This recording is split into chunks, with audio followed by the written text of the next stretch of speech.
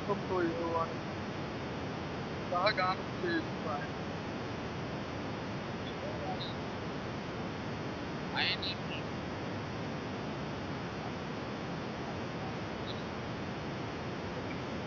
కృతజ్ఞతార్పణలు చెల్లిస్తూ ఆయన కీర్తనలు పాడుచు ఆయన ఆయన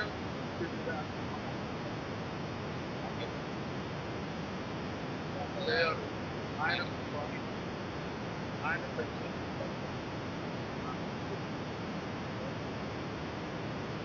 జాగ్రత్త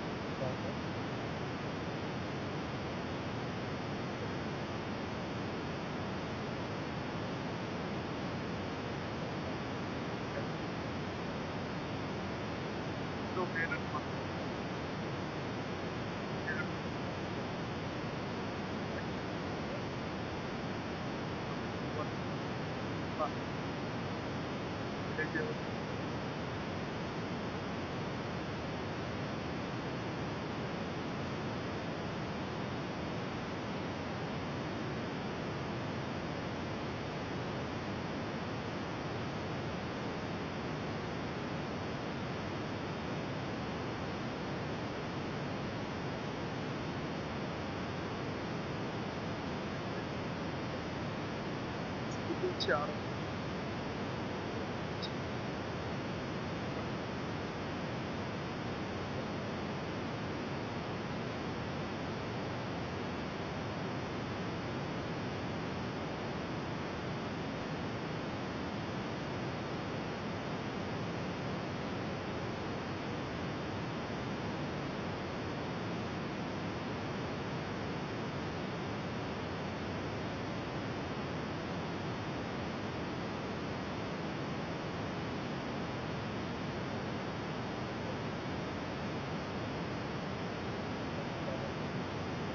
ఆయన మన పట్ల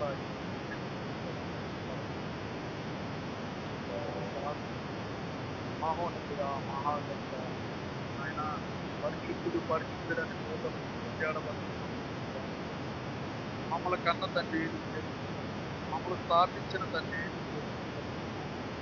మేము ఈ రోజు ఆయన సన్నిధిలో నిలవబడ్డామంటే యోగ్యత ఎంతో మందికి లేదయ్యా, మాకైతే దయచేసిన దేవా ఆయన ఆయన సజీవులే కదా ఆయన సజీవు లెక్కలో ఉండి ఆయన మిమ్మల్ని స్థుతించే భాగ్యం ఇచ్చారయ్యా. మా పరిపాలనలో మీరు సహాయతను అందించారయ్యా.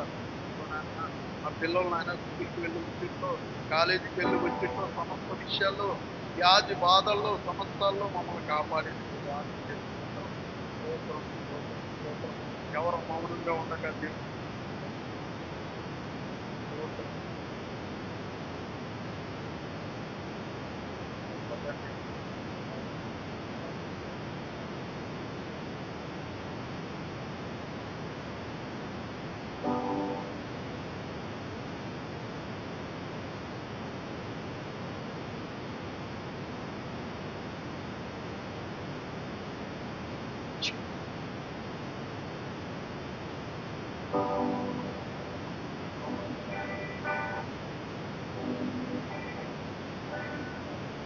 సుందరుడా అతిశయుడా మనోన్నతుడా నా ప్రియుడా సుందరుడా అతిశయుడా మహోన్నతుడా నా ప్రియుడా 10,000 అతి సుందరుడా నా ప్రాణ ప్రియుడవు నీవే. శారోను పుష్పమా లోయలోని పద్మమా నిన్ను నేను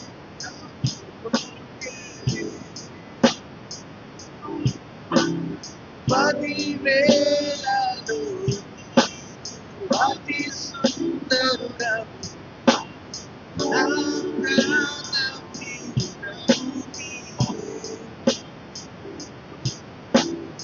శారోను పుష్పమా లోయలోని పర్వతము నిన్ను నేను కనుగొని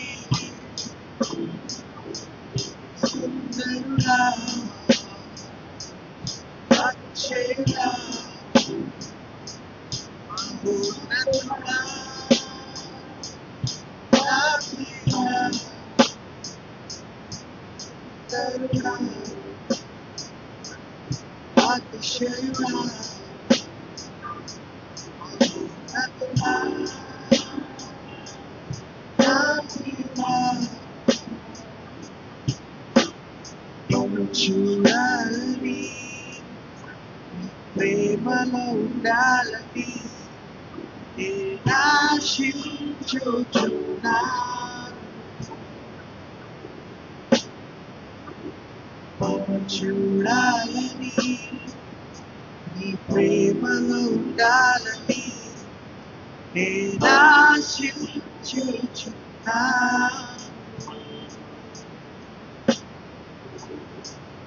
చూడాలని నీ ప్రేమలో ఉండాలని నేనాశించుచున్నాను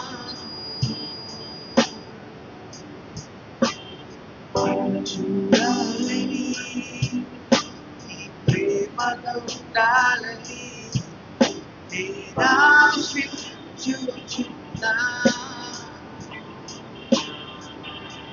సుందరుడా అతిశయుడా మహోన్నతుడా నా ప్రియుడా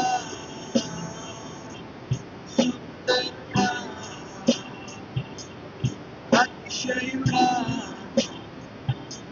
మహోన్నతుడా నా ప్రియుడా యేసయ్యా నా యేసయ్యా నీ వంటి వారెవ్వరు యేసయ్యా నా యేసయ్యా నీలాగా లేరెవ్వరు యేసయ్యా నా యేసయ్యా నీ వంటి వారెవ్వరు యేసయ్యా నా యేసయ్యా నీలాగా లేరెవ్వరు సుందరుడా అతిశయుడా మహోన్నతుడా నా ప్రియుడా సుందరుడా అతిశయుడా మహోన్నతుడా నా ప్రియుడా సుందరుడా అతిశయుడా మహోన్నతుడా నా ప్రియుడా సుందరుడా అతిశయుడా మహోన్నతుడా నా ప్రియుడా సుందరుడా అతిశయుడా మహోన్నతుడా నా ప్రియుడా సుందరుడా అతిశయుడా మహోన్నతుడా నా ప్రియుడా అందరూ సుందరుడా అతిశయుడా మహోన్నతుడా నా ప్రియుడా సుందరుడా అతిశయుడా ఉన్నతుడా నా ప్రియుడా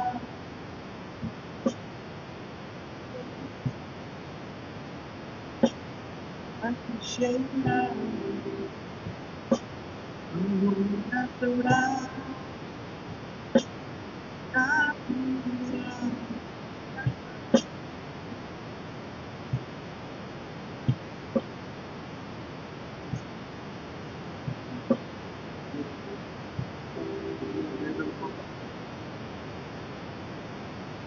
ప్రతి విషయంలో విశ్వాసాలు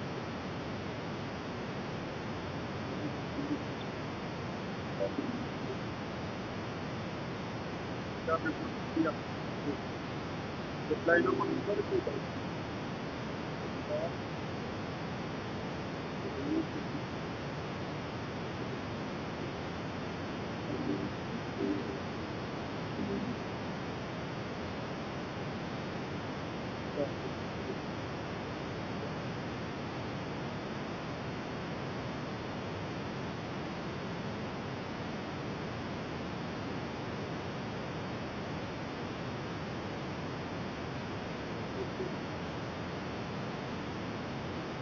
తర్వాత తెలుసుకుంటాం.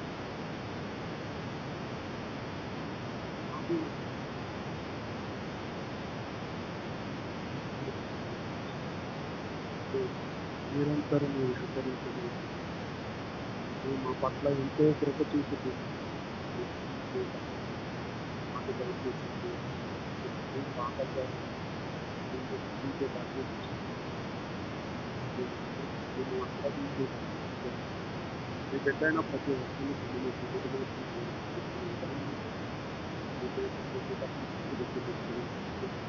అని ఇప్పుడు కొన్ని మాటలుగా చెప్పి మీ పరిశుద్ధాత్మ శక్తిని యోగ్యునిగా సహాయపడుతుంది.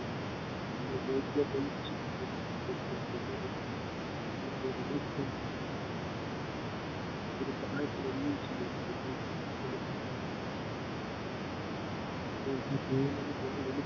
యొక్క పాత్ర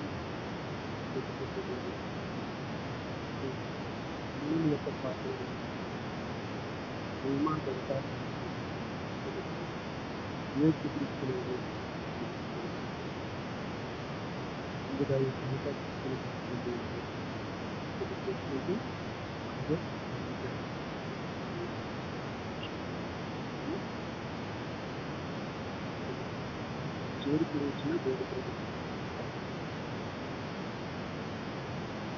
చాలా కాలం తర్వాత దేవుని కృపను బట్టి మళ్ళా విధంగా వీడికి అవకాశం ఫ్యామిలీతో పాటు ఇప్పట్లో సహాయం అందించి ఈ మధ్యలో దేవుడి గురించి మనం చాలా పరిస్థితుల్లో చూసినట్లయితే మనకి ఎవరైనా సహాయం చేశారు సాధారణంగా చెప్పే మాట అంటే ఒక కృతజ్ఞత భావన కలిగి, అంటే ఒక ఎగ్జామ్ రాస్తున్న పిల్లలకి వెళ్తున్నప్పుడు చూడండి, మనం సహాయం చేసే వారు కృతజ్ఞత చెప్పడం మనం చూస్తుంది. ప్రతి వారు కూడా వారు చేసిన మేలుని బట్టి ప్రతి వారు కూడా ఏంటంటే కృతజ్ఞత కలిగి ఉండాలి. అలాగే కూడా చెప్పాలి. అందుకే ఆయన రాకలను కొన్ని సూచనలు మనకి ఆయన తెలియజేశారు. ఆయన రెండో రాకల్లో కొన్ని మనకి సూచనలుగా తెలియజేశారు. ఆయన వస్తున్నానని సూచనలు ఏంటంటే ఎక్కడెక్కడ బరువులు పెరుగుతాయి, అలాగే యుద్ధాలు పెరుగుతాయి, ఇంకా భూకంపాలు ప్రతి జరుగుతాయని సూచనలుగా కొన్ని మనకు తెలియజేశారు. అలాగే మనం చూసినట్లయితే ఇంకా ఏ విధంగా ఉంటారు అని కొన్ని మాటలు కనుక మనం లేఖనంలో తెలుసుకుంటే మత్తయి గారు రాసిన సువార్త 4వ అధ్యాయం 12వ వచనం, మత్తయి గారు రాసిన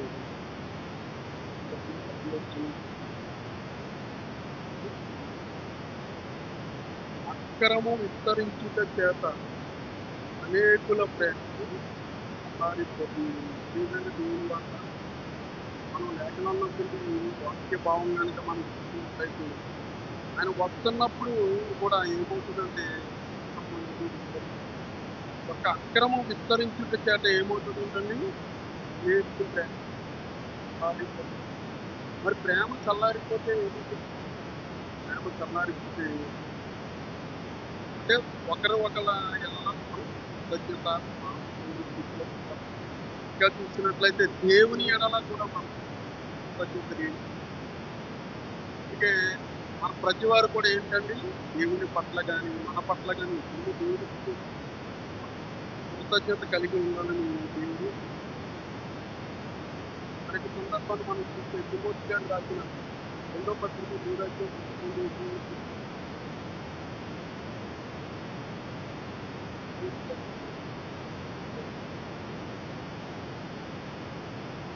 నిత్య దినములలో అపాయకరమైన కాలములు వచ్చినవి తెలుసుకొనుము. చాలా అనగా పురుషులు స్వార్థప్రియులు, అనాపేక్షులు, పెంకములాడు వారు, అహంకారులు, దూషకులు, తల్లిదండ్రులకు అంటే ప్రేమ అనేది చల్లారిపోతే ఏమవుతుంది? అపాయకరమైన కాలము తల్లిదండ్రులు అంటే అక్రమం విస్తరించుంటే అంటే ఏమైపోతుంది? ప్రేమ అనేది చల్లారిపోతుంది. ఆ ప్రేమ కనుక చల్లారిపోతే అందరూ ఎలా అయిపోతారు? అనాపేక్షులు అయిపోతారు, స్వార్థప్రియులు అయిపోతారు, వెంకములాడేవారుగా ప్రతి వారు కూడా ఎలా అయిపోతారు? అంత్యదినములకు అపాయకరమైన కాలము వచ్చినప్పుడు వాటిగా మనుషులు స్వార్థప్రియులు, అనాపేక్షులు, వెంకములాడువారు, అహంకారులు, దూషకులు, తల్లిదండ్రులకు అవిధేయులు, కృతజ్ఞత లేని వారు. ప్రేమ అనేది చల్లారిపోతే ఏమైపోతుందండి? కృతజ్ఞత అంటే దేవుడు లేఖనాలు రాసినప్పుడు హెచ్చరిక చేస్తున్నాడు. ప్రేమ చల్లారిపోతే ఏమైపోతారు? కృతజ్ఞత లేని వారిగా అయిపోతారని దేవుని వాక్యం మనకి తెలియజేస్తుంది.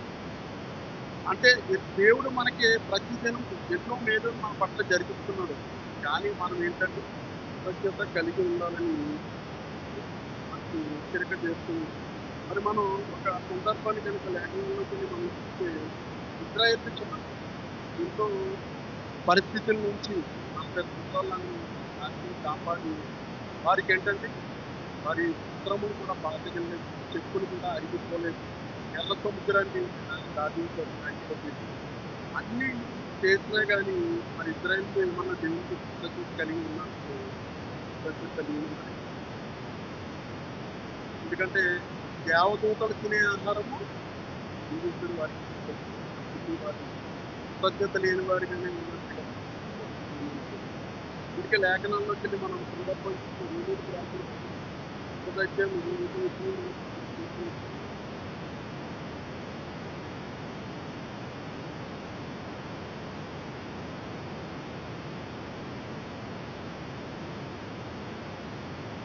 మరియు వారు దేవుని ఎరిగి ఆయన దేవునిగా మహిమపరచలేదు, కృతజ్ఞతాస్తుతులు చెల్లింపను లేదు కానీ తమ వాదముల యందు వ్యక్తులైన వారి అవివేక హృదయము అంధకారమాయను. ప్రియమైన దేవుని వల్ల చూడండి, వారు ఎటువంటి స్థితిలో ఉన్నారంటే దేవుణ్ణి ఎరిగారు, దేవుని పరచలేని స్థితి. కృతజ్ఞతాస్తుతులు కూడా మరి వారు దేవదూతలనే ఆహారము వారికి ఇచ్చినప్పటికీ కూడా వారు ఏమన్నారంటే ఈ ఆహారం మాకు మంచిగా లేదు, ఆహారం మాకు మంచిగా ఉన్నది, మాకు మాంసం కావాలని దేవుని మీద తగ్గినప్పుడు కూడా మనం చూస్తాము.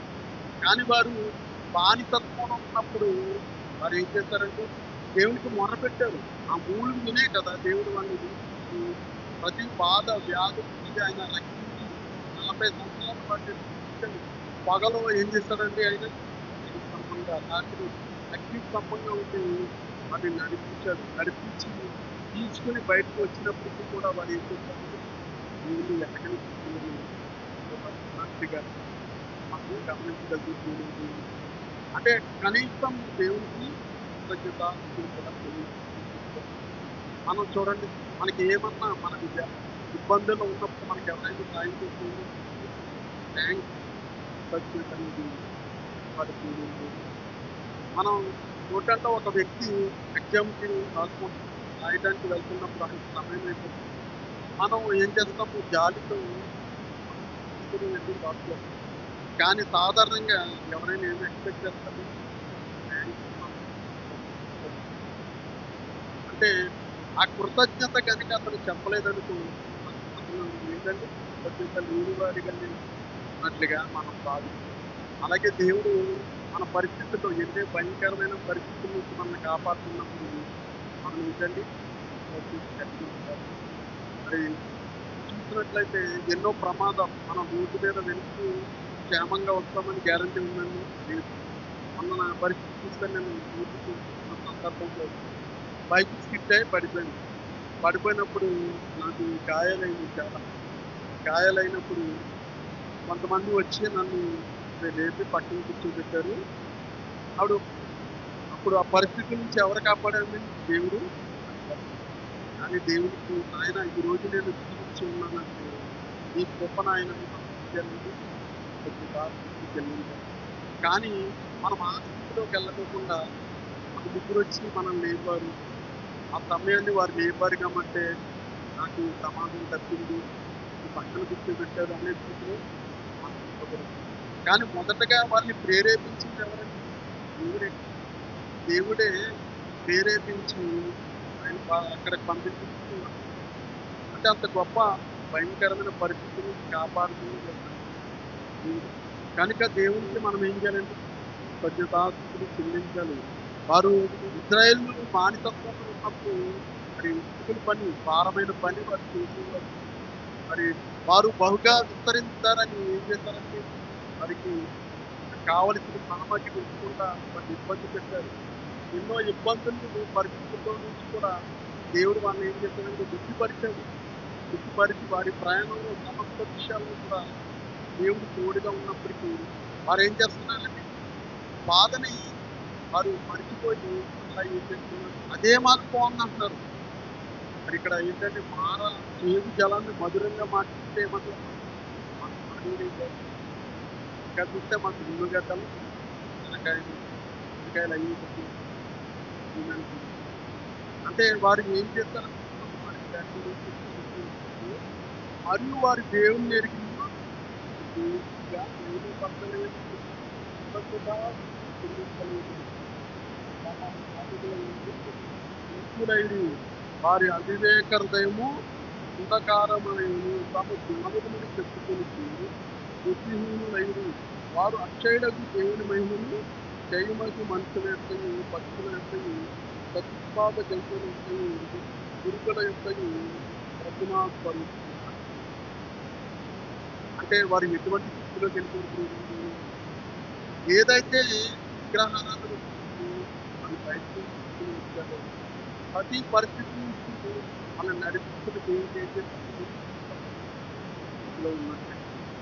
మరి వారే కదండి మనం కూడా ఈ ఎగ్జాంపుల్ మన పరిస్థితులు బాగోలేనప్పుడు ఎన్నో పరిస్థితుల నుంచి దేవుడు మనల్ని బయటకు తీసుకుని వచ్చాడు.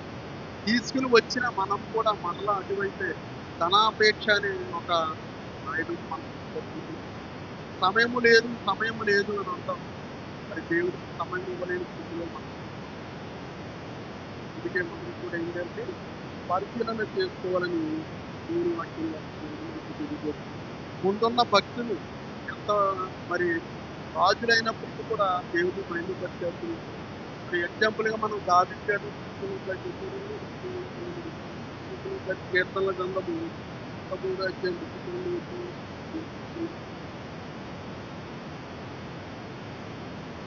నా ప్రాణమా యెహోవాను సన్నిధించుము. నా అంతరంగమునున్న సమస్తమా ఆయన పరిశుద్ధ నామమును సన్నుతించుము. నా ప్రాణమా యెహోవాను సన్నుతించుము. ఆయన చేసిన ఉపకారము దేనిని మరవకము. ఆయన ఏమంటాడంటే దేనిని కూడా ఆయన చేసిన ఉపకారంతో ఆయన ప్రాణంతో ఆయన చెప్పుకుంటున్నాడు. దావీదు గారు ఏమంటున్నాడు?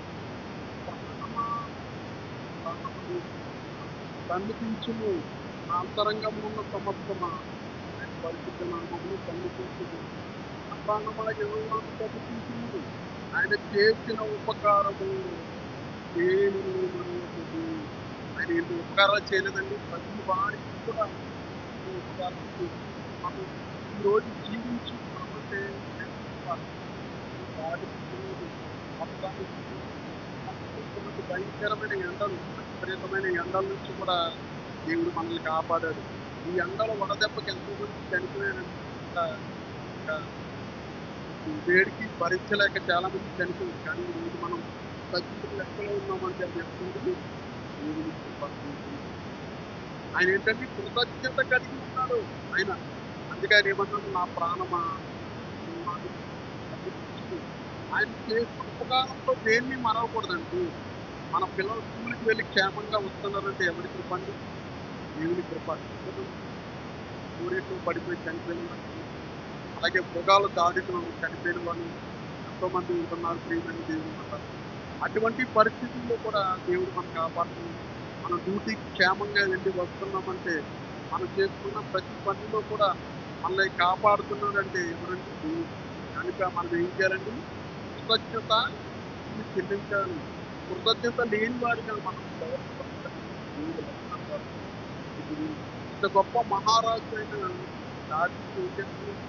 కృతజ్ఞత దేవుని ఉండాలి. ఆయన కృతజ్ఞత కలిగి ఉన్నట్లుగా మనం రెండో సమయాల గ్రంథం పుస్తకం 8వ అధ్యాయం 11వ వచనం వరకు చూస్తే,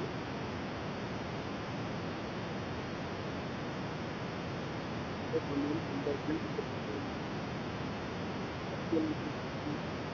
యోనాతానుని బట్టి నేను ఉపకారం చూపుటకు సౌలు కుటుంబంలో ఎవరైనా కలరా అని దావీదు. సౌలు కుటుంబమునకు సేవకుడకు సేవ అని ఉండేవాడు. అతని దావీదునకు పిలువనంపించి, రాజు సేబావు నేనే కదని అడుగుగా, అతని దాసుడైన నేనే సేబావు. రాజు యెహోవా నాకు దయచూపినట్లుగా నేను ఉపకారం చేయదలుచుకోవాలి నేను అడుగుతున్నాను. అంటే సౌలు కుటుంబంలో అంటే నేను రాజు అవటానికి దేవుడు కృప చూపాడు. కృప చూపినప్పుడు సౌలు ఏం చేశాడు? రాజుగా అంటే ఎన్నుకున్నప్పుడు ఆయన ఎన్నో పరిస్థితుల్లో సౌలుని చూస్తే దావీదుగా ఎన్నుకున్న చంపాలనుకుంటున్నాడు. చంపినప్పుడు యోనాతాను ఏం చేశాడు? కుమారుడు కాపాడాడు. యోనాతాను ప్రాణ స్నేహితుడిగా దావీదుకి ఇద్దరు ఐక్యత కలిగింది. అటువంటి పరిస్థితుల్లో ఈయన రాజు అయిన తర్వాత ఈయన ఏం చేస్తున్నాడంటే, మరి ఆయన్ని బట్టి యోనాతాన్ని బట్టి యోనాతాను ఏం చేశాడు? మొదటగా దావీదు దగ్గరికి వెళ్ళి ఉపకారం చేశాడు. ఆ ఉపకారాన్ని బట్టి వేడి చేయడానికి ఎవరైనా ఆలోచించవచ్చు. ఆయన కుమారుడైన సౌలు కుమారుడైన యోనాతానుకు పుట్టిన మెఫీబోషెతు దావీదును సాగిలపడి నమస్కారం చేయించి దావీదేమన్నాడు? పిలిచినప్పుడు అతడు చిత్తమన్నాడు. అంటే ప్రియమైన దేవుని వల్ల ఆయన తండ్రి లేడు. కూడా ఆయన కుమారుడికి ఏం చేస్తారని మీరు కృతజ్ఞత కలిగి రాజును కూర్చుండే ప్లేస్లో ఆయన ఏర్పాటు చేశాడు. ఆయనకి ఎంతో ఆశించినట్లుగా ఈయన ఇంటి కాళ్ళు గలవాడు లేదు. అయినప్పటికీ ప్రతి పరిస్థితుల్లో కూడా దావీదు గారు ఏం చేస్తున్నారంటే ఆయన తండ్రి చేసిన దానిని బట్టి ఆయన కుమారుడికి కృతజ్ఞత కలిగి సమస్తం ఆయనకు దయచేసినట్లుగా మనం ఈ అధ్యాయం అంతా మరి ఆయన లేడు కదా, తండ్రి లేనప్పటికీ కూడా ఆయన చేసిన మేలంటే చూసినట్లయితే ఇక్కడ మనం ఒకటి గమనించాలి. మొదటగా చూసినట్లయితే సౌలు కుమారుడు యోనాతాను అయినప్పుడు ఏం చేయాలండి? నేనే రాజు అవ్వాలని ఆయనకు అనుకుంటున్నాను. ఆయన ఏం చేశారు? గారికి సహాయం చేశారు. సహాయం చేసి ఎంతో భయంకరమైన పరిస్థితులకు ఆ పనులు పెట్టుకున్నారు. మరి ఆయన చేసిన ఉపకారాన్ని దావీదు గారు కూడా మర్చిపోకుండా ఆయన కుమారుడికి ఉపకారం చేసినట్లుగా మనం చూడగలుగుతాం. మరి దావీదు గారు చేసిన ఉపకారం ఎన్నో కూడా మర్చిపోలేదండి. ఆయన యుద్ధానికి వెళ్ళి వస్తున్నప్పుడు ఆయన క్షేమముగా తిరిగి వచ్చే వాళ్ళు కూడా ఏం చేశారంటే అన్నము తినలేకపోయిందండి. అన్నం కూడా తీసుకోని పరిస్థితిలో అయింది. సందర్భం చూస్తే ఇదే 2 సమూయేలు 19:24 వచ్చిన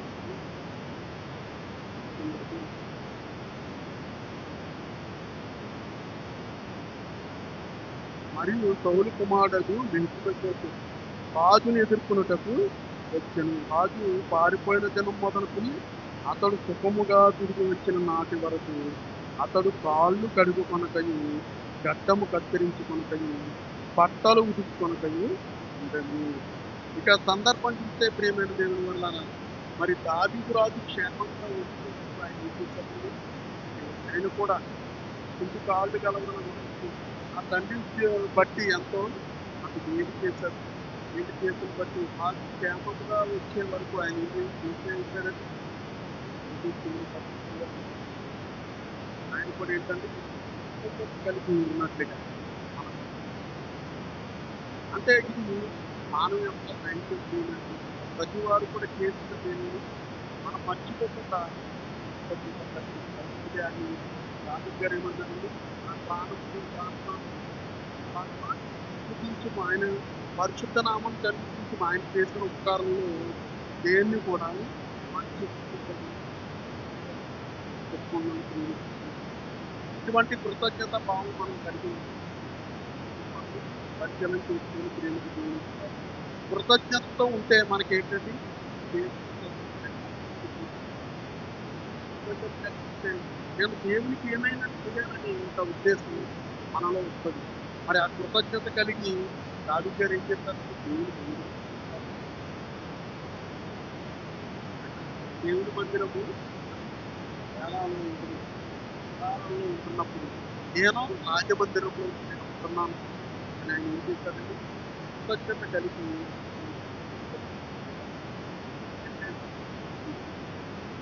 మనము కూడా మనం మందిరానికి వస్తూ ఉంటాం. మనం దేవుని ద్వారా ఎన్నో మేలులు పొందుకుంటాం. ఆ మేలు కంటే వర్ణించలేమండి నిజంగా. మరి దైవ సేవకులు నిజంగా చూస్తే 70 కిలోమీటర్ల నుంచి వచ్చి ఎంతో వ్యయ ప్రయాసంతో మరి ఆత్మలు రక్షించాలని మరి ఎంతో మరి అంటే దేవుడు వారికి ఇచ్చారండి పని. వారు ఇచ్చిన పని వారు చేస్తున్నారు. మరి సంఘంలో ఉన్న సహకారులైన ప్రతి ఒక్కరు కూడా ఏం చేయాలంటే దేవుని పని బాధ్యతగా తీసుకుని బాధ్యతగా తీసుకుని ఏంటి ఈ మందిరము ఎలా ఉంది అని మనం కూడా ఏంటంటే ప్రేమ కలిగి కృతజ్ఞత కలిగి విధేయత కలిగి ఉండాలండి. కృతజ్ఞత ఉంటే మొదటికి ఏముంటుందండి? ప్రేమ ఉంటుంది. విధేయత ఉంటుంది.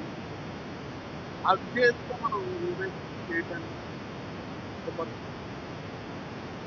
మరి ఎన్నో పరిస్థితులు మనం ఈ మందిరం ద్వారా ఈ కుటుంబాలు బాగుపడలేదండి.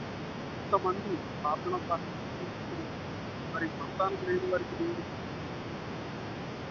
బలహీన పరిస్థితులు ఉన్న పంచుల వరకు కూడా వెళ్ళి ఏం చేస్తారంటే తిరిగి వచ్చినప్పుడు ఎంతో మంది ఉన్నారు. చక్కగా ఒక మ్యూజిక్ నేర్చుకుని ఎన్నో చోట్ల వారు ఆడపడుతున్నారు. మా మట్టుకు మేము కూడా చూసినట్లయితే మొదటగా మరి మేము కూడా మ్యూజిక్ నేర్చుకోవాలని వచ్చినప్పుడు మరి మేము కూడా ఎంతో కనుక రోజు దేవుని సన్నిధిలో మా పిల్లలు నేర్చుకుని అక్కడ దేవుని సన్నిధిలో దేవుడు దేవుడు కృప. దానికి ఏంటంటే మేము కూడా కృతజ్ఞత కలిగి ఉన్నాం. ప్రతి వారు కూడా ఏంటంటే దేవుడు చేసిన దేవుడికి మనం ఏం చేయాలంటే కృతజ్ఞత కలిగి ఉండాలని దేవుడు లేకుండా తెలియజేస్తున్నాం. ఉద్యోగాల్లో దేవుడు కాపాడాడు, చెల్లించాలి. వివాహ విషయాల్లో కాపాడాడు. సంతానం లేనప్పుడు సంతాన భాగ్యం దయచేసి దేవుడు మనకి కాపాడాడు. ప్రియమైన దేవుని వల్ల. ప్రతి ఉదయం సాయంత్రము మనకి దేవుడు కాపాడుతుందంటే మనం ఏం చేయాలి? కృతజ్ఞత కలిగి ఉండాలని దేవుడు మనకి తెలియజేస్తుంది. కృతజ్ఞత కలిగి మనం ఉంటే ఈ పని అనేది చేయవచ్చు. మరి చూడండి మనం మన యొక్క జన్మదినం కానీ మన మ్యారేజ్ యానివర్సరీ చాలా ఘనంగా జరుగుతుంది. అంతేనండి. అలాగే కృతజ్ఞత కూడిక పెట్టుకుని దేవుడి సంఘటనలు గుర్తించి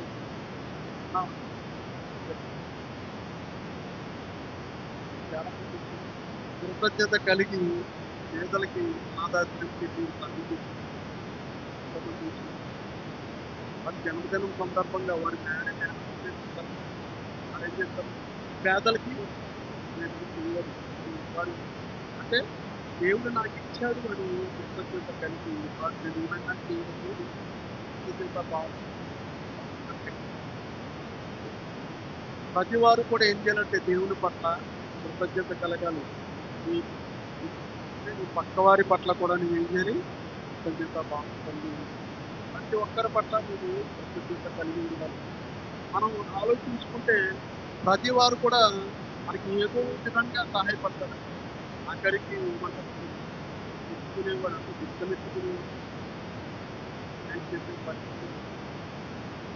అందుకే మనం ఏం చేయాలంటే కృతజ్ఞత కలిగి ఉండాలి. మనం ఎవరు చూసినా మనకి ఏదో సహాయం చేసే ఉంటారు. చేయరా మనం జ్ఞాపకం చేసుకుని వారికి కృతజ్ఞత చెప్పాలి. అలాగే మనం కృతజ్ఞత దేవుడు లేఖనాలు బట్టి మనకేం తెలియజేస్తుంది. మనం యేసుక్రీస్తు వారి గురించి కూడా చూస్తే ఆయన కూడా ఏం చేస్తున్నాడు, దేవుడు పైన కృతజ్ఞత కలిగి ఉన్నాడు. కృతజ్ఞత కలిగి ఉంటే ఏంటంటే ప్రాణ త్యాగం చేయడానికి ఆయన అధికారం ఇప్పుడు నా పట్ల ఇది జరిగిస్తున్నాను కదా, ఇది నా కుటుంబం పట్ల ఎంత ప్రేమ, ఇది నా పట్ల ఎంత ప్రేమ. ఒక ప్రాణ స్నేహితుడు చూసినట్లయితే మరి చూడండి, వారి కుటుంబంకి ఏమైనా పరిస్థితులు సరిగ్గా లేనప్పుడు ఏం చేస్తారు, మనం ఇవ్వడానికి మనం దేవుని ప్రేమించే చేయడానికి ప్రతి ఒక్కరు కూడా కృతజ్ఞత భావం కలిగి ఉండాలని దేవుని వాక్యం బట్టి దేవుడు ఈ లేఖనంలో కొన్ని వేల వచనాలు బట్టి 31వ వచనంలో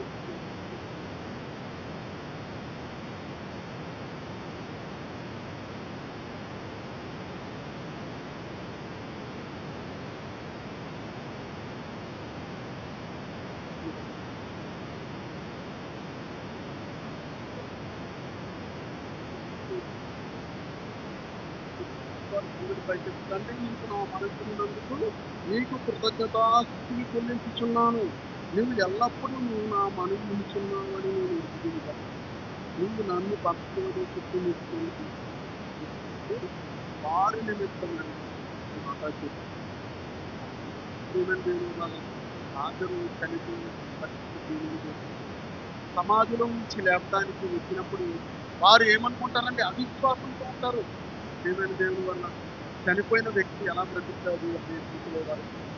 కానీ దేవుడు ఏం చేస్తారు, మొదటగా నేను కృతజ్ఞతాస్తుతులు చెల్లించి ఆయన ఏమంటారంటే, ఆయన నాకు తెలుసు నువ్వు బ్రతికిస్తావు, ప్రకారమై అది కాదు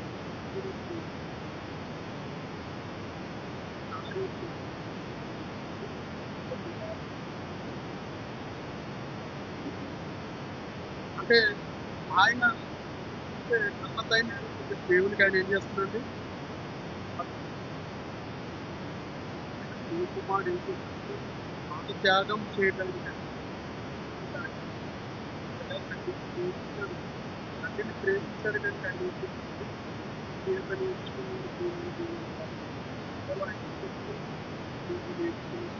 నేర్చుకుని ఆయన ప్రాణ త్యాగం చేయడానికి కూడా వెనుకాడు స్థితిలో ఉన్నాడు. గత సందర్భాన్ని మనం చూస్తున్నాం. ఉదయగా రాసిన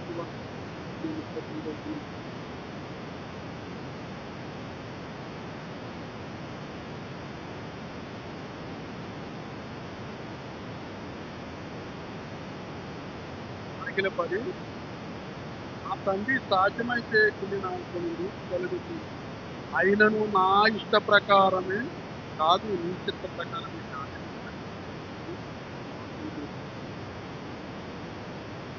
ఆయన అంత విధేయత కలిగి ఉన్నాడు, అంత ప్రేమ కలిగి ఉన్నాడు. కానీ నీ చిత్త ప్రకారం అంటే ఆయన ఏం చేస్తున్నాడు, అంటే దేవుడికి ఆయన ఇవ్వబడినట్టుగా విధేయత కలిగినట్టుగా ప్రేమించినట్టుగా మనం అంటే మన కృతజ్ఞత కలిగి ఉంటే ఏం చేస్తుంది,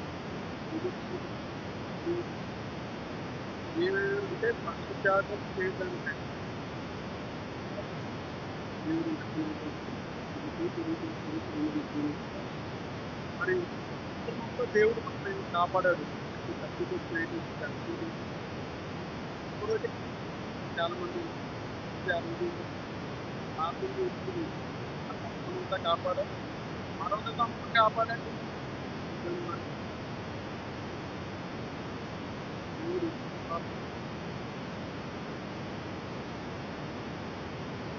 జనం చేస్తాడు. అంటే మనం దేవుని పట్ల ఏ విధంగా ఉంటున్నాం? ఎంత కృతజ్ఞత కలిగి ఉంటున్నాం మనం జనం చేసుకోవాలి ప్రియమైన దేవుని. ప్రతి వారు కూడా ఏం చేయాలండి? కృతజ్ఞత పంపించుకుంటారు. దేవుడు మనల్ని హెచ్చరిక చేస్తున్నాడు. 60, 70 సంవత్సరాల జీవితంలో దేవుడు ఎన్నో దేవుడు చెప్తున్నాడు. ఉద్యోగం లేదు అని అడిగినప్పుడు దేవుడు ఉద్యోగం దయచేసి ప్రతిదీ కూడా ఇస్తున్నాడు. మనం ఏం చేస్తున్నాం? మేలును పొందుకుంటున్నాం. ఈ దేవుడికి ఎప్పుడు మధ్యలో ఇంకా మనం లేఖనాల్లోకి వెళ్ళి మనం రెండో అధ్యాయం రెండో వచనం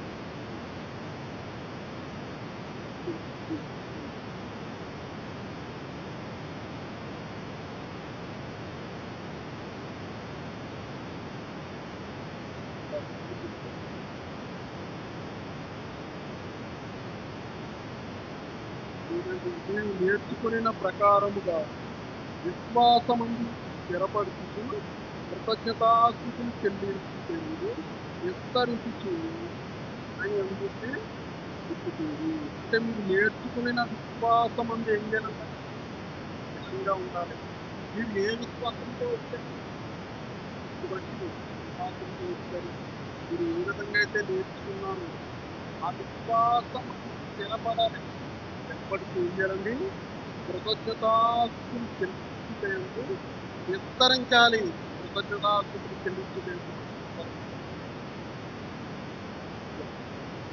కృతజ్ఞతార్పణ నీవు దేవుని సన్నిధిలోకి తీసుకుని మరి నువ్వు ఏ విధంగా నువ్వు వృద్ధి చెందుతున్నావు కదా, నువ్వు తనుగు కొనకుండా ధారాళముగా ఏం చేయాలండి? దేవునికి ఇవ్వాలి. దేవునికి ఇవ్వాలి. మనం ఎవరికి ఇస్తున్నామని దేవుని పని దేవుని పనికి సహకారులుగా మనం సహకారులుగా ఉండాలంటే ఒక ఇన్స్ట్రుమెంట్ ఒక వైర్ ఖరాబ్ అయిపోతే కొనాలంటే అంటే చూడండి ఎంతో ఇన్స్ట్రుమెంట్స్ ఉంటాయి. నేను మొదటగా నాకు తెలియదు అమ్మగారు కొట్టి ఏమంటే తీసుకొని ఇచ్చారు. అయితే వైరు ఒకటి ఖరాబ్ అయింది. అన్నప్పుడు అది పోయినప్పుడు నాకు చాలా బాధ ఏంటి వైరు ఇంకా దాంతో ఒకసారి చేయించుకున్నాం. బ్రదర్ ఈ వైరు చూసారా అని చూపించాను. ఈ వైర్లు అంటే వారానికి ఏదో ఒకటి పోతూ ఉంటుంది.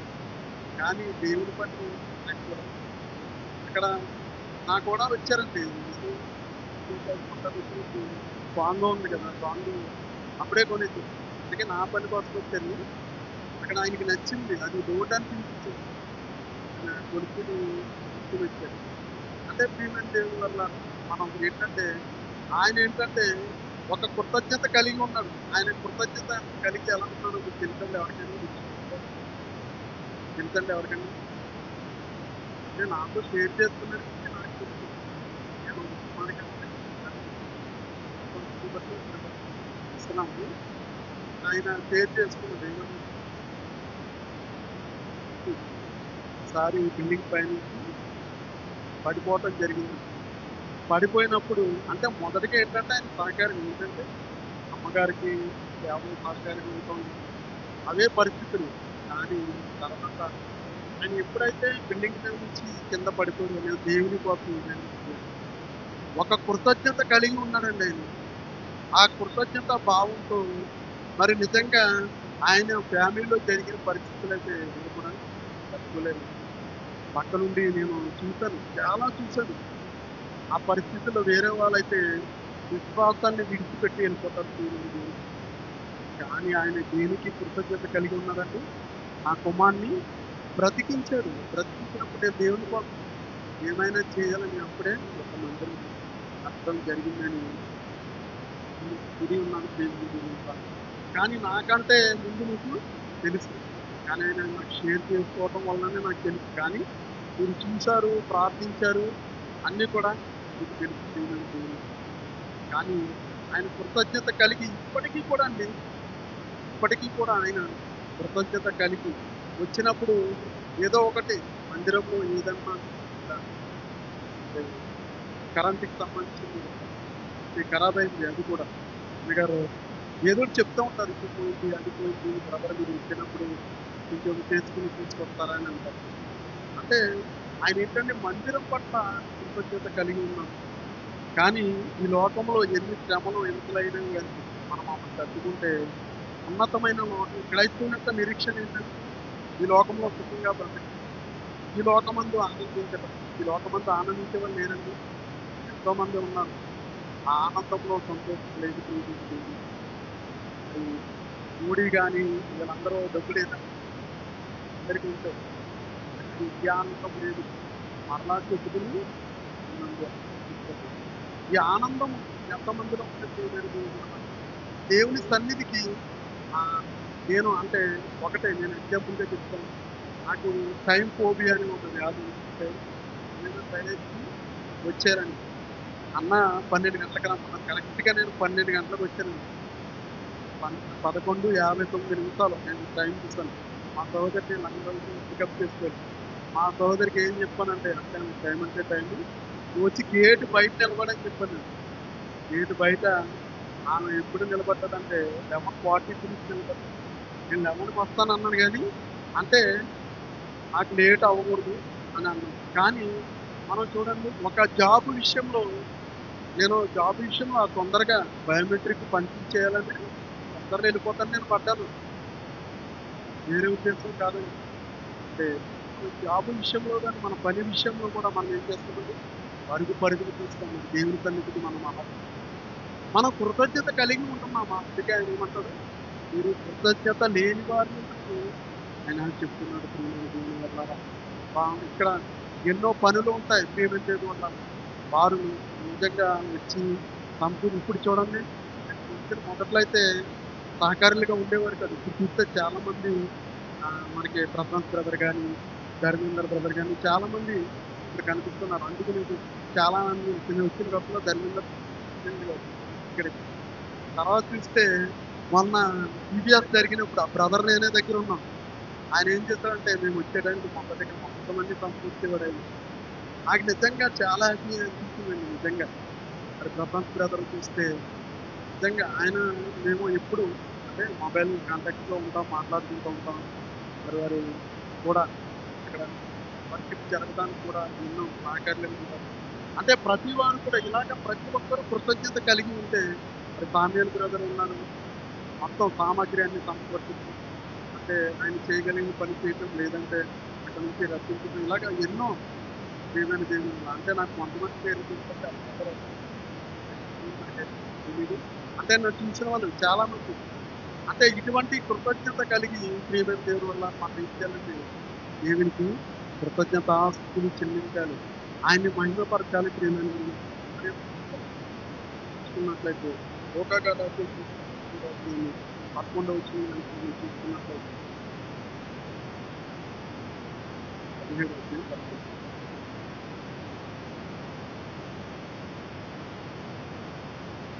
ఆయన యెరూషలేమునకు ప్రయాణమైపోవచ్చు సమరయ గలిలయ మధ్యగా వెలుచుండును. ఆయన ఒక గ్రామంలోనికి వెళ్ళుచుండగా 10 మంది కుష్ఠరోగులు ఆయనకు ఎదురుగా వచ్చి దూరమున నిలిచి యేసు ప్రభువా మమ్మల్ని కనుగొనమని కేకలు వేసిరి. ఆయన వారిని చూసి మీరు వెళ్ళి మిమ్మల్ని యాజకులకు కనపరుచుకురనని వారితో చెప్పినారు.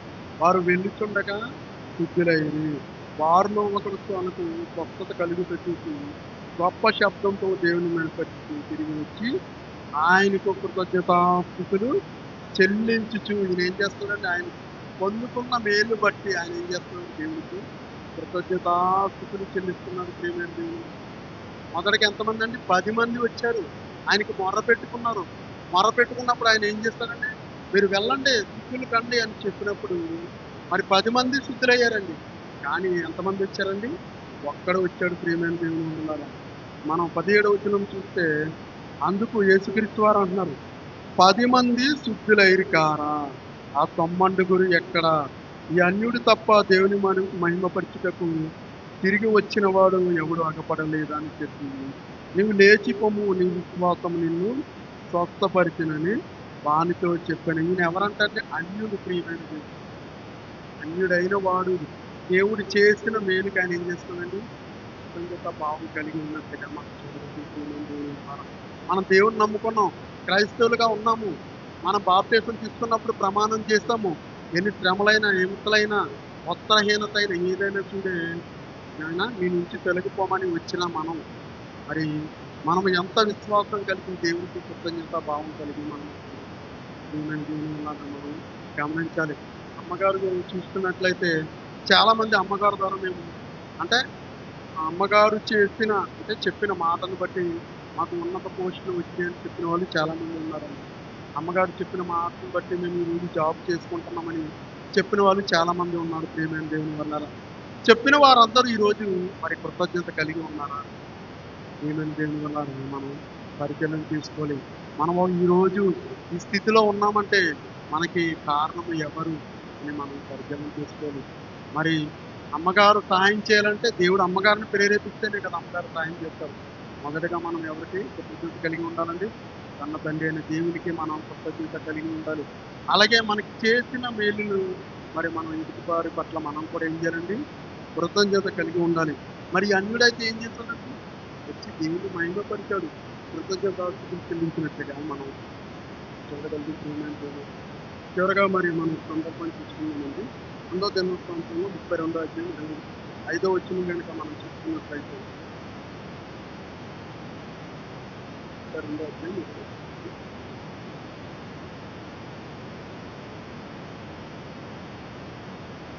ఆ 20వ వచనం చూడండి. రాజైన హిజ్కియాను అమోను కుమారుడైన అహజ్యాను తప్పిందని చూసి ప్రార్థించి ఆకాశము తప్పి చూసి మొదలుపెట్టాడు. యెహోవా దూతను పంపిన ఇతడు అష్షూరు రాజు దండులోని పరాక్రమశాలందరినీ, సేన నాయకులను, అధికారులను అంటే ప్రియమైన దేవుని వల్లారా మనం 25వ వచనం కనుక చూస్తే హిజ్కియా ఏం చేస్తాడంటే మనసున గర్విస్తాడు ప్రియమైన దేవుని. గర్వించి దేవుని చూసుకునేటట్టు మనం చూడగలుగుతాం. మొదటగా మనం చూస్తే 10వ వచనంలో అష్షూరు రాజైన సన్హెరీబు ఏమంటాడంటే వీరి మీదకి యుద్ధంకి వస్తున్నట్లుగా ప్రకటిస్తూ ఏ దేవుడైనా నన్ను కాపాడాడా, నా నుంచి మిమ్మల్ని కాపాడగలిగడాన్ని అని ఆధారపడినట్లుగా మనం చూడగలిగాం. మరి ఈయన మొదటగా చూసినట్లయితే అధైర్యపడకుండా ఏం చేస్తాడంటే దేవుని మీద ఆధారపడతాడు. దేవుని మీద ఆధారపడినప్పుడు యుద్ధంలో కూడా విజయం పొందుకుంటారు. యుద్ధంలో విజయం పొందుకుని ఇక్కడే మనం 20వ వచనంలో చూస్తే రాజైన హిజ్కియాను అమోను కుమారుడైన యెషయాను ఇందుని గురించి ప్రార్థించి ఆకాశము తట్టి చూసి మొర్రపెట్టగా యెహోవా దూతను పంపెను. అతడు అష్షూరు రాజు దండులోని పరాక్రమశాలందరినీ, సేనా నాయకులను, అధికారులను నాశనం చేయగా అష్షూరు రాజు సిగ్గు నొందిన వారై తన కూతురు మీకు తిరుగుతాడు. అంటే ఇక్కడ ఏం చేస్తాడంటే ఆయన విజయము కలిగి చేస్తాడు. విజయము కలిగి చేస్తాడు కానీ ఆయన ఏం చేస్తాడంటే గర్వించినట్లుగా మనం సందర్భాన్ని చూస్తున్నాం. 25వ వచనం. అయితే హిజ్కియా మనసున గర్వించి తనకు చేయబడిన మేలుకు తగినట్లుగా ప్రవర్తింపనందున అతని మీదకి యూదా యెరూషలేము కోపము రాదు. మరి ఒక విజయము దయచేశాడు. దయచేసినప్పుడు ఆయన ఏం చేస్తాడండి? మనసున గర్విస్తున్నాడు. గర్వించినప్పుడు దేవుడు ఏం చేస్తాడండి? మనం చూస్తున్నట్లయితే మేలునకు తగినట్లుగా ప్రవర్తింపనందున అతని మీదకి యూదా యెరూషలేము వారి మీదకి అంటే దేవుడు మన పట్ల ఎన్ని మేలు చేస్తున్నప్పుడు మనం కనీసం కృతజ్ఞత చెల్లిస్తున్నాం. మనం పూజ చేసినప్పుడు చిన్న ప్రార్థన, ఆయన ఈ ఆత్మకు దయచేసి కృతజ్ఞతలన్నీ చెల్లించే స్థితిలో మనం పరిచయం చేసుకోవాలి. ఎన్నో మేలు మన పట్ల కలిగి తీసుకున్నాడు కనుక ప్రతి వారు కూడా ఏం చేయాలంటే కృతజ్ఞత కలిగి ఉండాలని మనం ఏ అయితే మేలు పొందుకుంటున్నామో, మనం ఎవరి ద్వారా అయితే మేలుని పొందుకుంటున్నామో వారి పట్ల ఏం చేయాలండి? కృతజ్ఞత భావం కలిగి ఉండాలి. కానీ ఆయన వస్తున్నప్పుడు ఏమైపోతారంట అండి? కృతజ్ఞత లేని వారిగా ఉంటారని దేవుడు మనకి లేఖనం ద్వారా తెలియజేస్తాడు కదా! కనుక మనం కృతజ్ఞత లేని వారిగా ఉండకూడదు ప్రియమైన దేవుని వల్లారా. మనం కృతజ్ఞత కలిగి మనం దేవుడి మన పట్ల ఏ మేలు చేశారో ఆ మేలుని అంతా మనం ఎదుటి వారికి తెలియజేస్తూ వారికి కృతజ్ఞత కలిగి కన్న తండ్రి దేవునికి మనం కృతజ్ఞత కలిగి ఉండాలని నన్ను నేను హెచ్చరించుకుంటూ మాటలు ముగిస్తున్నాను. చిన్న ప్రార్థన చేసుకుంటాను. సర్వ సృష్టికి కారణభూతమైన పరమానంద గొప్పదేవ, మహోన్నతుడ, మహాగణుడ, గణించేదేవ, ఆశ్చర్యక్రియలు జరిగించేదేవా, నిన్న నేడు నిరంతరం ఏకరీతిగా ఉన్న దేవ, మానవ దేవుడిగా స్తోత్రములు. ఇప్పటి వరకు తండ్రి మీరు సహాయతను అందించిన ఆయన ఏదైనా మాటల ద్వారా హెచ్చరించిన దేవ, చెప్పిన నేను జీవించే మనసును విన్నానే బిడ్డ అనుసరించిన మనసును బిడ్డ జీవితాల్లో దయచేయమని ఇప్పటి వరకు మీరు సహాయతను అందించిన మీకే కృతజ్ఞత చెల్లిస్తూ మీకు మారిన యేసుక్రీస్తున్నాము పలుకుతున్నాము. ఈ సమయంలో మనకి సేవ నిమిత్తం మనం కానుకలు సమర్పించుకున్నామండి. సమర్పించుకున్నాం తీసుకున్నాం. దేవుడు మనకి చేసిన మేలుకి ప్రతి కలిగి దేవుని సన్నిధిలో కానుకుంటున్నాం.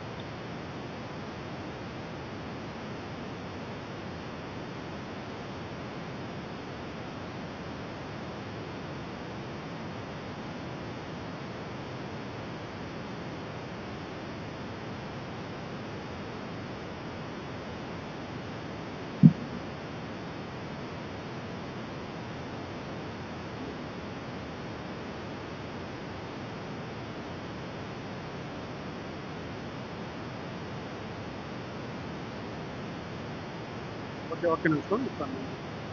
సిస్టర్ గారి సమయానికి రాకపోతే సిస్టర్ గారి పట్ల దేవుడు తీసుకున్న సమయంలో తెలియజేసిన సిద్ధంగా ఉన్నటువంటి సిస్టర్ గారు వచ్చి దేవుడు గారి పట్ల తీసుకుని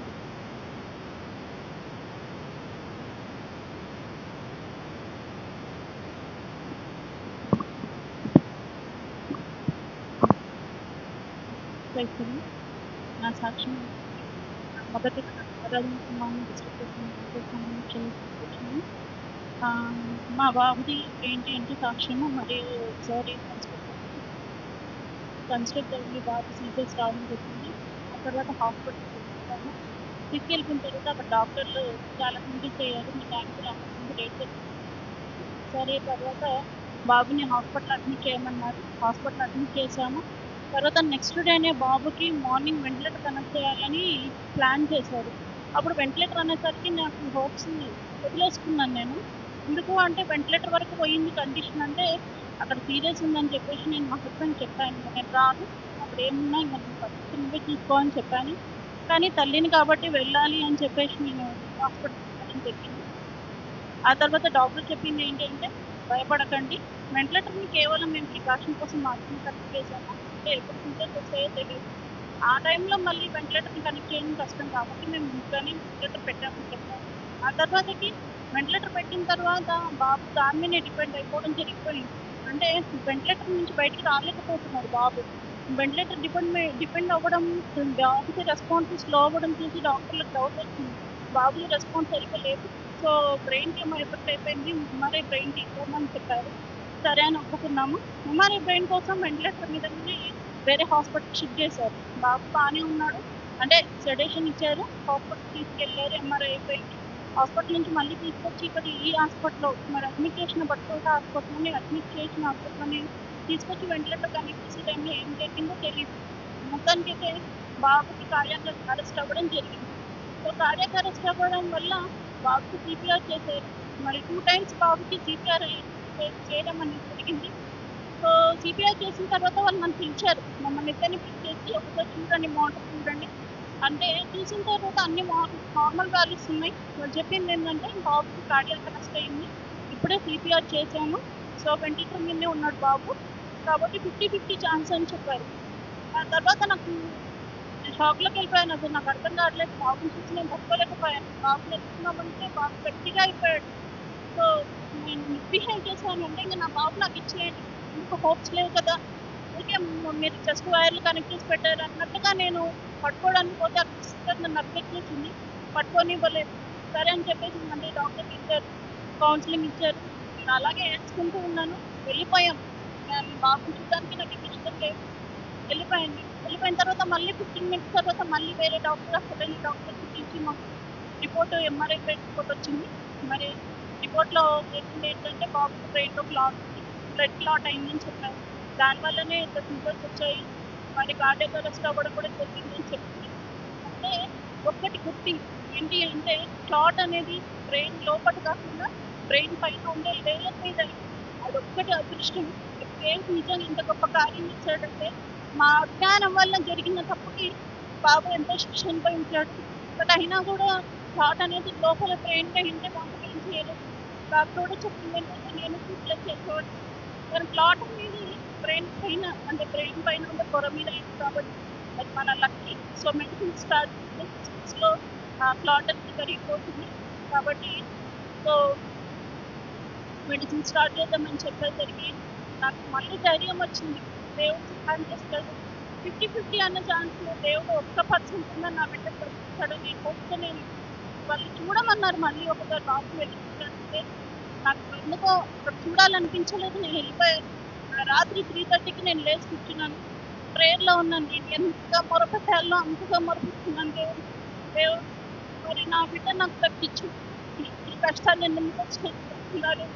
సరే అబ్రాహం ఇస్సాకు లాగానేమో ఉండొచ్చు, నా విశ్వాసాన్ని నువ్వు పరీక్షిస్తున్నావేమో, సరే నీ చిత్తమే జరిగినాక నేను ఇదే అనుకున్నాను. తర్వాతకి నేను ఒకటే అనుకున్నాను, నా బిడ్డను నాకు తగ్గించి ఈ బిడ్డను నీ సేవలో వాడతాను, నీ సేవకే నేను ఈ బిడ్డను సమర్పించుకుంటానని నాకు నేను మరి దేవునితో నేను ఒప్పందం చేసుకోవడం జరిగింది. ఆ తర్వాత నేను అనుకున్నాను, అసలు ఏ అవకాశం లేని చోట నాకు ఈ బిడ్డని నాకు పంపించావే, మరి ఇప్పుడు అదే అవకాశం లేని చోట వెంటిలేటర్ని ఛేదించుకొని రావడానికి నా బిడ్డ శక్తిని, నీ పునరుద్ధాన శక్తి నా బిడ్డని కలిగిస్తుంది, ఈ వెంటిలేటర్ నుంచి బయటపెట్టి సహాయం చేయమని దేవుని నేను ఎంతగానో ప్రార్థించానండి ఆ రోజు రాత్రి. ఆ తర్వాతకి ఇంకా మరి ఈవినింగ్ టైంలో అయితే బిడ్డను చూడమని నాకు వాళ్ళు ఎంతో చెప్పినా నాకు చూడాలనిపించలేదు. కానీ 4కి ఆ ప్రేయర్ అయిపోయిన వెంటనే నాకు నా మనసుకి బాబుని చూడాలని ఎంత ఆశ అనిపిస్తుంది. ఎందుకు దేవుడు ఆ ప్రేయర్ అయిపోయిన కలిగించిన నాకు తెలియదు. నా భర్తను తీసుకొని నేను చెప్పాను, నాకు బాబుని చూడాలనిపిస్తుంది, ఇప్పుడే నా బాబుని నేను ఎత్తుకోవాలనిపిస్తుంది కదా. ఎన్ఐసి దగ్గరికి వెళ్దామన్నప్పుడు అక్కడ ఎన్ఐసి దగ్గరికి వెళ్తే అక్కడ ఎవ్వరూ లేరు, టోటల్గా క్లోజ్ చేసింది, బయట ఎవ్వరూ లేరు. సరే అని చెప్పేసి అక్కడ నుంచి నేను వచ్చేసాను. మా వాడికి మేము వచ్చేసిన తర్వాత నాకు నిద్ర పట్టలేదు, బాబుని ఇమ్మీడియట్గా ఎత్తుకోవాలనిపిస్తుంది. నా బాబు నాకు కావాలి అంతే. నేను ఇంత కష్టపడ్డాను, ఇంత కోపించుకున్నాను, ఏ అవకాశం లేనప్పుడు అసలు నాకు ఈ బిడ్డను ఇచ్చావు, నేను ఉన్నదాన్ని ఉన్నట్టే ఉంటుంది, కానీ ఇప్పుడు బిడ్డను ఇచ్చిన కాంక్షలు ఇచ్చావు, నా బిడ్డ నాకు కావాలని నేను ఎంతగానో ప్రార్థించుకున్నాను. నా దేవుడు నా ప్రార్థన విన్నాడు. ఆ తర్వాత 6 o'clock నేను మళ్ళీ పట్టుకోలేక నేను ఎన్ఐసికి వెళ్ళిపోయాను. వెళ్ళిపోయిన తర్వాత అక్కడ నేను నా బాబుని చూసినప్పుడు వెంటిలేటర్ మీదనే ఉన్నాడు, బాబు పడుకొని ఉన్నాడు. సో పక్కన ఉన్నది నేనే తల్లినని కూడా ఈ బిడ్డకు తెలియదు, ఇన్ని కష్టాలు పడుతున్నాడు అని చెప్పి నేను చాలా బాధపడుతుంటే అక్కడ స్టూడెంట్స్ చెప్పారు, ఎందుకు ఏడుస్తున్నావు చూస్తే బాబు కళ్ళు తెచ్చాడని చెప్పాడు. దేవుని నామానికి మహిమ కాదు. నాకు ఆ మాట వినగానే ఎంత సంతోషం అతను నేను తట్టుకోలేకపోయాను. ఏ టైంకి తెచ్చాడు బాబు కన్నా, ఏ టైంకి తెచ్చాడని ఇప్పుడు మిస్టర్ చెప్పారు 4:30 ఆ టైంలో తెచ్చాడు. కరెక్ట్గా అదే టైంలో నేను బయట బాబు కోసం వెయిట్ చేస్తున్నాను. నా మనసుకి అదే టైంలో బాబుని చూడాలని కోరిక పుడతా ఉంది. సో దేవుడు నా ప్రార్థన విన్నాడు. మరి బాబు కళ్ళు తెచ్చాడు, వెంటిలేటర్ మీద ఉన్నదని బాబు కళ్ళు తెచ్చాడు. మరి నేను కూడా అలాగే చూస్తున్నప్పుడు బాబు కళ్ళు తెచ్చి నన్ను చూశాడు. సో నాకు చాలా సంతోషం అనిపించింది. ఇంకా ముందు రోజే నాకు వాక్యం చదువుతుంటే ఒక వాక్యం నాకు బాగా ఆకర్షించింది. ఏంటి అంటే కీర్తన 91:16 శ్రమలలో నేను అతనికి తోడైందును, అతని గొప్ప చేసేదని దీర్ఘాయు చేత అతన్ని తృప్తిపరిచేదని నా రక్షణ అతను చూపించదు. ఈ వాక్యం వచ్చిందంటే నేను చాలా సంతోషపడ్డాను, నా బిడ్డ బతుకుతాడని ఆనందపడ్డాను. మా తమ్ముడికి చెప్పాను, చిన్న నాకు ఈ వాక్యం వచ్చింది, జస్ట్ వెంటనే పెట్టారు, అది తీస్తారు, మళ్ళీ బాబు బతికి క్షేమంగా ఇంటికి వస్తాడని చెప్పిన నెక్స్ట్ డేనే మరి టీపీఆర్ తిరగడము, వెంటిలేటర్ మీదకి ఎక్కడం, ఇదంతా భయంకరంగా జరిగిపోయింది అన్నీ. కానీ అప్పుడు కూడా నేను ఒకటే అనుకున్నాను, ఎందుకు 1% వాళ్ళు 50-50 అన్నారు, కానీ 1% ఛాన్స్ ఉందంటే దేవుడు బతికిస్తాడు, అసాధ్యాన్ని సుసాధ్యం చేయగలిగిన గొప్ప దేవుడు, మనం నమ్ముకున్న జీవం కలిగిన దేవుడు, ప్రార్థన వినే దేవుడు. కాబట్టి నా బిడ్డను బతికి నాకు చేతులకు ఇస్తాడని ఒకే విశ్వాసంతో నేను ఉన్నాను. అదే విశ్వాసంతో ప్రార్థన చేస్తున్నాను.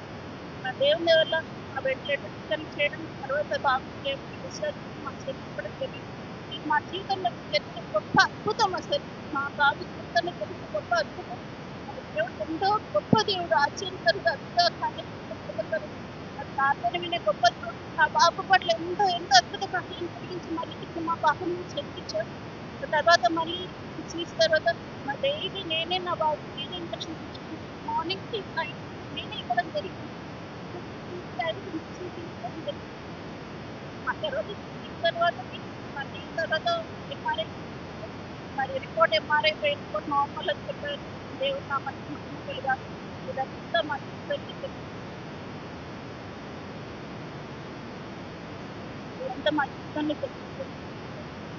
దేవుడు మా జీవితంలో చేసిన మేళ్ళకి దేవునికే వందనాలు చెల్లిస్తున్నాం. నమ్ముకున్న దేవుడు ఎప్పుడు కూడా మనకి విడువడు, చేయి వదలడు. మరి మా జీవితంలో మాకు దేవుడు ఎంతో గొప్ప కార్యం చేశాడు. దేవుడు నామానికి మహిమ.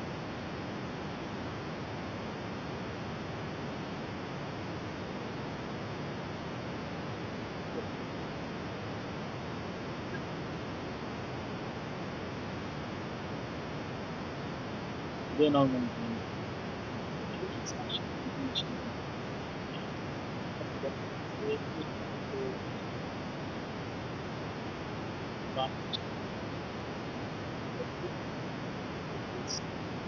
దేవుడు సదానికి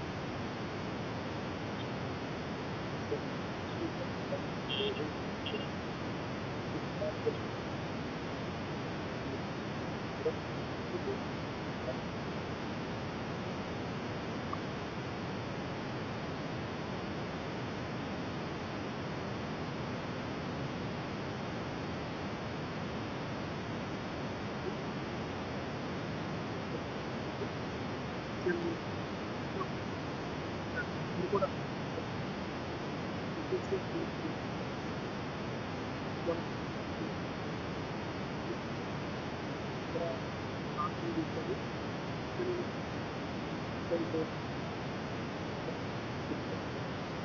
దేవుని కృపను బట్టి నాకు అనుకున్న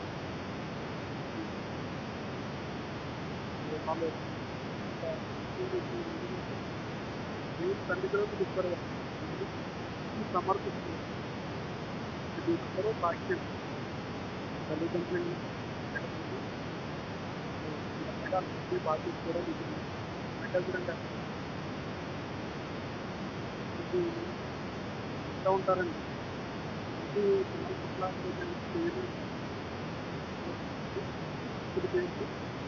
చేస్తారు. మరి దాన్ని పెడతా ఉంటారు. అంటే నేను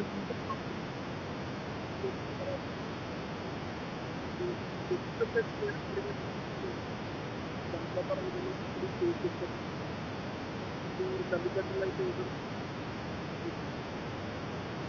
సమర్పించుకుంటామని వారు చెప్పారు. మరి ఇలాగా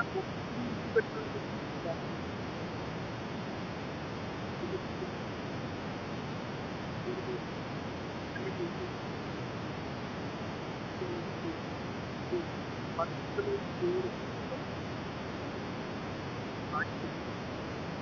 అది కూడా గుర్తించాలి. మరి ఇటువంటి పరిస్థితులు వస్తున్నప్పుడు అంటే ఒక తప్ప జరిగిందని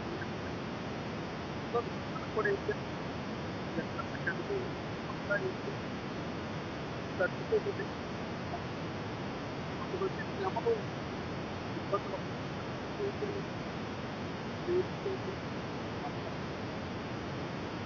స్థితిలో ఉండాలి. దేవుడు ఏం చేశారు చెప్పబట్టి ఎక్కడ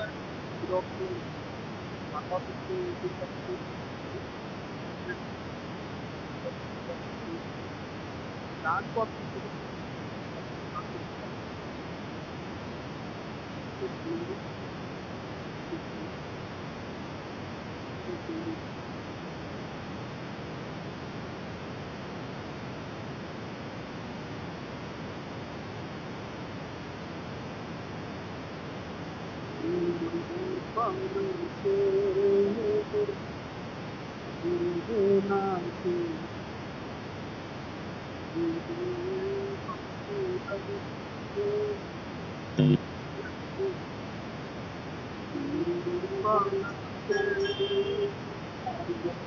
నాకు నీవే నాకు సమయం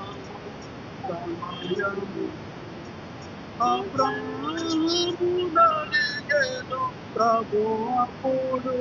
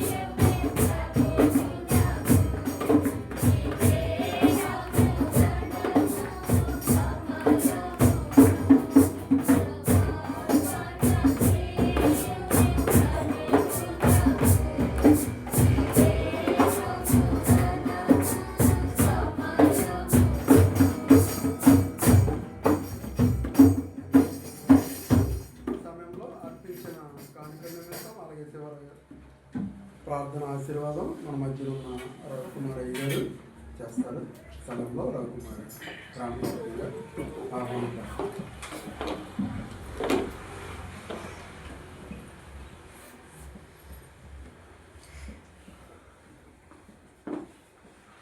అందరం తలలోంచుదాం, ప్రార్థన చేసుకుందాం. జగత్ సృష్టి యావత్తును నీ మహిమతో ఉత్కంఠింపచేసి సర్వలోక మానవులతో సకల పరిశుద్ధులతో ఆకాశ సైన్య సమూహముతో నిన్ను నమ్మిన బిడ్డలతో సదాకాలము పరిశుద్ధుడు పరిశుద్ధుడు పరిశుద్ధుడు పరిశుద్ధుడని పొగడబడుచున్నటువంటి మా ప్రియ పరలోకపు తండ్రి నీకు స్తోత్రములు స్తుతులు చెల్లిస్తున్నాం. ప్రభునాయన ఈ యొక్క పరిశుద్ధ దినమున పరిశుద్ధ మందిరంలో ప్రభా నిన్ను స్తుతించుటకు మీరిచ్చినటువంటి భాగ్యమును బట్టి మీకు స్తోత్రం.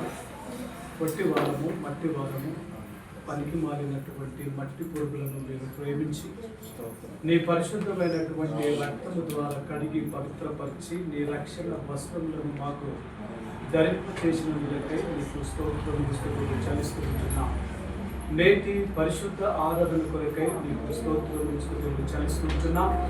ఆయన ఆరాధన ప్రారంభించినవి వదులుకొని మనైనా మీ స్తుతి ఆరాధన మనైనా సాక్ష్యం నీ వాక్యము ద్వారా ప్రభునైనా నేను ఎంతగానో మేము మహిమపరిచి ఉంటున్నాం. గొప్ప దేవా నీకు స్తోత్రము. నీ వాక్యమును విట్టబడినటువంటి రీతిగా నీవు చేసినటువంటి మేళ్లను ప్రభునైనా మేము మరవకుండా నిన్ను స్తుతించేటటువంటి భాగ్యమును జ్ఞానమును నాకును మాకును దయచేయమని ప్రార్థన చేస్తూ ఉంటున్నాం. గొప్ప దేవా నీకు స్తోత్రం. లార్డ్ క్రైస్ట్ చర్చ్ని ప్రభు నాయన మీరు ఎంతగానో దీవిస్తూ ఉంటున్నారు, అంచెలంచెలుగా ఆశీర్వదిస్తుంటున్నారు. మీకు వందనాలు. ఇక్కడ చేయబడుతున్నటువంటి ప్రార్థనల వైపు నీ చెవులు నీ కనులు ప్రభు నాయన ఉంచి ప్రార్థనలకు ప్రతిఫలముగా మీరు ఇస్తుంటున్నటువంటి ఆశీర్వాదాలను బట్టి నాయన నిన్ను స్తుతిస్తుంటున్నా. ఏమిచ్చి నీ రుణాన్ని తీర్చుకొనగలము ప్రభా. విరిగి నలిగినటువంటి మా హృదయాలను నీకు సమర్పించుటకు సహాయమును దయచేయమని ప్రార్థన చేస్తుంటున్నా. ఇగో ప్రభు నాయన నీ వాక్యమును అందించినటువంటి నీ దైవ దాసుని మీరు దీవించండి. నీ సిల్వ సాటును మరుగుపరిచి ప్రభా మీరు బయలుపరిచినటువంటి వాక్యమును బట్టి నీకు వందనాలు. కృతజ్ఞత కలిగినటువంటి జీవితమును ప్రభా మేము జీవించేటటువంటి జ్ఞానమును మాకు దయచేయమని ప్రార్థన చేస్తూ ఉంటున్నా. మేము మేలులను పొందుకుంటున్నాము, కానీ వాటిని మర్చి ప్రభునైనా ఈ లోకములో తిరుగుతుంటున్నప్పుడు తల్లి అయిన మర్చును కానీ నేను నిన్ను మరవనని నువ్వు సెలవిచ్చినటువంటి వాగ్దానమును జ్ఞాపకం చేసుకుంటున్నా.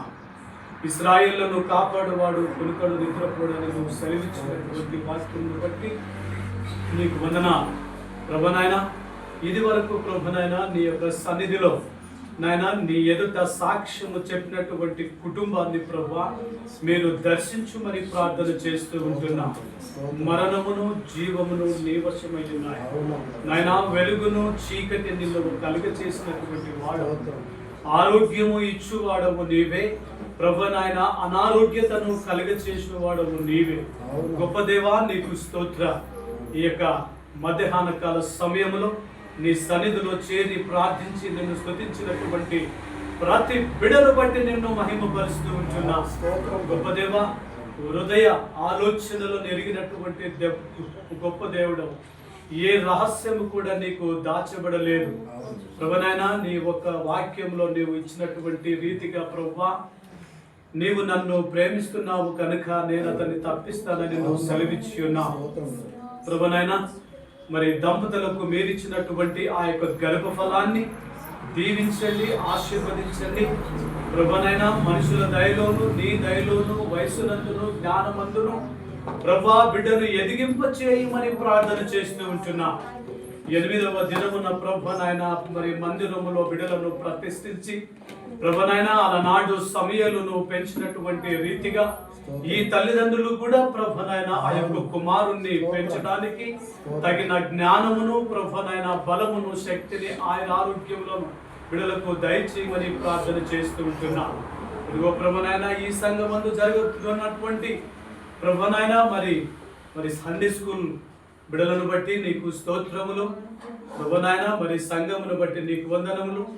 సంఘమును స్థాపించినటువంటి కుటుంబాన్ని మీరు దీవించండి ప్రభువైనా. భారమనక ప్రభువైనా కష్టమనక ఎంతో దూరము నుంచి ప్రయాణము చేసి ప్రభువా నీ యొక్క సువార్తను అందించడానికి ప్రభువైనా మీరు ఏర్పాటు చేసుకుని నిర్మించినటువంటి ఈ చక్కని సుందరమైనటువంటి మందిరమును బట్టి నీకు వందనాలు. ఎంతో మందికి ప్రభువైనా ఇటువంటి మందిరాలు లేక ప్రభువైనా మరి డేరల కింద చెట్ల కింద ఈ ఎండలో ప్రభువైనా రోడ్డు ప్రక్కన ప్రభువైనా అక్కడక్కడ కూర్చొని నిన్ను స్తుతిస్తుంటున్నా. కానీ ప్రభా మాకైతే మీరు ఇంత మంచి మందిరమును చక్కని ప్రేమించేటటువంటి అయా మరి సేవకులను మీరు ఇచ్చినందులకై నీకు వందనాలు స్తుతులు చెల్లిస్తూ ఉంటున్నా. సంఘమునకు అక్కబడినటువంటి ప్రతి కుటుంబం ప్రతి విశ్వాసి ప్రభువైనా సంఘ కార్యక్రమములో పాలు పంపులు పొంది ప్రభువా నాయన ఈ సంఘాన్ని ముందుకు తీసుకొని వెళ్ళేటటువంటి భాగ్యమును దయచేయమని ప్రార్థన చేస్తూ ఉంటున్నా ప్రభువైనా. సంఘములో వాడబడుతుంటున్నటువంటి ప్రతి బిడను బట్టి నీకు వందనాలు నాయన. మందిరమును శుభ్రము చేయు వారిని మొదలుకొని వాయిద్యాలు వాయించువారు, సండే స్కూల్ ను నడిపిస్తుంటున్నటువంటి వారు నాయన, పరిచారకులను ప్రభువైనా బోధకులను ప్రభువైనా సంఘమును మీరు దీవించుమని ప్రార్థన చేస్తూ ఉంటున్నా ప్రభువైనా. ఈ యొక్క సంఘములో అనేకులు ప్రభువైనా మేలులు పొందుతుంటున్నారు, నీ యొక్క ఆశీర్వాదములు పొందుతుంటున్నారు ప్రభువైనా. అనేకమైనటువంటి సత్యాలు దైవ సేవకుల ద్వారా తెలియజేయబడుతుంటున్నందులకై నీకు స్తోత్రములు స్తుతులు చెల్లిస్తూ ఉంటున్నా.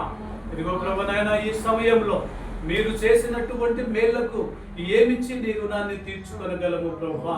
అబ్రహామును ఇస్సాకును ప్రభువైనా తల్లి గారితోనే మీరు జ్ఞాపకం చేసినటువంటి వాక్యమును మేము జ్ఞాపకం చేసుకుంటున్నాం. అబ్రహాముకి ఇచ్చినటువంటి కుమారుణ్ణి ప్రభువైనా మీరు బలిగా కోరినప్పుడు ప్రభువైనా వెనుకాడలేదు. ప్రభువైనా తద్వారా నీ యొక్క ఆశీర్వాదమును కన్నులారా చూసినటువంటి విషయమును బట్టి నిన్ను ప్రార్థన చేస్తూ ఉంటున్నా. ఇదిగో ప్రభువైనా ఈ సంఘములో మా ప్రార్థనల ద్వారా మీరు సంఘమునకు ఇస్తుంటున్నటువంటి క్షేమమును బట్టి నీకు వందనాలు. ప్రతి హృదయాన్ని మీరు కదిలిస్తున్నందులకై నీకు వందనాలు. ప్రతి కాడిని మీరు విరగొడుతుంటున్నందులకై నీకు వందనాలు. నీ ఆశీర్వాదమును శాశ్వత జీవమును ప్రభువైనా మాకు దయచేస్తున్నందులకై నీకు స్తోత్రములు స్తుతులు చెల్లిస్తుంటున్నా. అనారోగ్యముతో ఉన్నటువంటి బిడ్డలను ప్రభువైనా ఆదరించండి. బలమును శక్తిని ఆయురారోగ్యమును దయచేయమని ప్రార్థన చేస్తూ ఉంటున్నా. ప్రేమతో సమర్పించినటువంటి కానుకలను నాయనా నీ సన్నిధిలో స్వీకరించుమని ప్రార్థన చేస్తూ ఉంటున్నా. ప్రభువైనా మా కలిగిలో ప్రభువైనా నీకు ఇచ్చి ఉంటున్నా. ప్రభువైనా వాటిని దీవించండి. నాయనా ఇచ్చినటువంటి ప్రతి హస్తమును ప్రభువైనా మీరు తాకుమని ప్రార్థన చేస్తూ ఉంటున్నా. అటు కుటుంబాలకున్న ప్రభువైనా ఆశీర్వాదాలను దయచేయమని ప్రార్థన చేస్తూ ఉంటున్నా. నాయనా ఈ యొక్క పరిశుద్ధారాధన ఇంత గంభీరంగా జరిగించుకున్నందులకై నీకే కృతజ్ఞతాస్తుతులు చెల్లిస్తూ మా ప్రభువు నీ ప్రియకుమారుడైన యేసుక్రీస్తు వారి యొక్క శ్రేష్టమైన నామములో ప్రార్థించి అడిగి వేడుకొనుచున్నాను మా పరమ తండ్రి. పరలోకమందున్న మా తండ్రి, నీ నామము పరిశుద్ధపరచబడును గాక. నీ రాజ్యము వచ్చును గాక. నీ చిత్తము పరలోకమందు ఎలాగో అలాగే భూమి యందు నెరవేరును గాక. మాకు కావలసిన ఆహారము నేడు మాకు దయచేయము. మా నష్టము మేము క్షమించిన ప్రకారం మా రుణములను క్షమించు. మమ్మల్ని శోధనలోకి తేక కీడు నుండి తప్పించుము. ఎందుకంటే రాజ్యం, బలము, మహిమ నిరంతరం నీవైనావు తండ్రి. ఆమేన్. పరమందు ఆసీనుడైన పరమ తండ్రి దేవుని ప్రేమ, కుమారుడైన యేసు క్రీస్తు యొక్క కృప, పరిశుద్ధాత్ముని యొక్క ఎడతెగని అన్యోన్య సహవాసం, సన్నిధి, సంతోషము, సమాధానము, ఆరోగ్యమును, ఆయుష్ను ఒడియున్న మీ అందరికీ, సర్వలోకములున్న సకల పరిశుద్ధులకు, సర్వపరిశుద్ధ సంఘమునకు ఇప్పుడును ఎల్లప్పుడును సదాకాలము తోడు నిడయుండి కాపాడి నడిపించునుగాక. ఆమేన్.